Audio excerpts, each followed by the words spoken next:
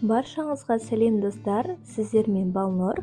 Бүгін сіздерге өте оңай тағамның түрін көрсетемін. Асыққан кезде тез жасай салатын әрі өте дәмді тағамдардың бірі.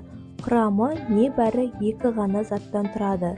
Дәмін айтып жеткізу мүмкін емес, міндетті түрде сіздер де жасап көріңіздер. Бізге керегі макарон және осындай бұқтырылған жылқы еті. Сіздерге де дәл осындай түрін алуға кеңес беремін. Ең алдымен табамызды қыздырып, бұқтырылған етімізді саламыз. Жақсылап барлығын араластырып аламыз. Оттың астын баяу қойып, бетін жауып 15 минутқа қалдырып қоямыз.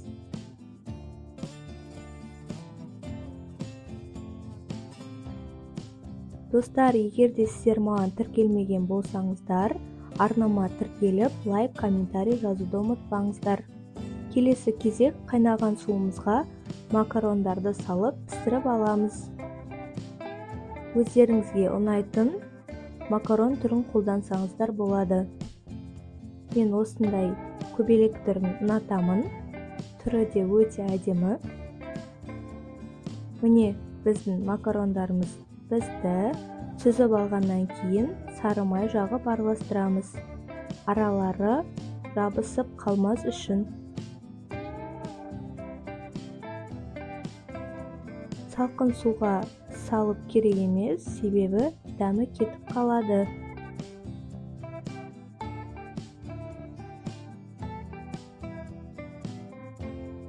Өте оңай тағамдардың бірі. Міне осымен біздің тамағымыз дайын. Өте жеңіл, өте дәмді тағамның түрі.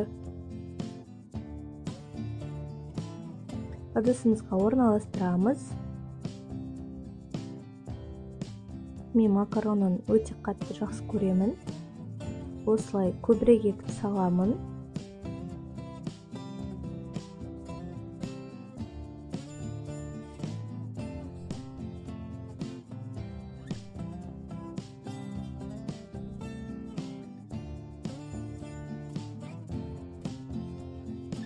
Және қасына бұқтырылған етімізді құямыз.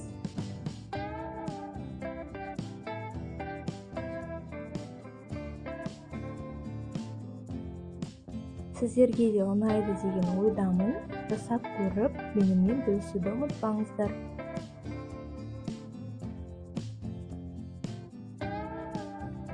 Барлықтарыңызға ас болсын. Сіздермен болған Балнұр. Сау болыңыздар.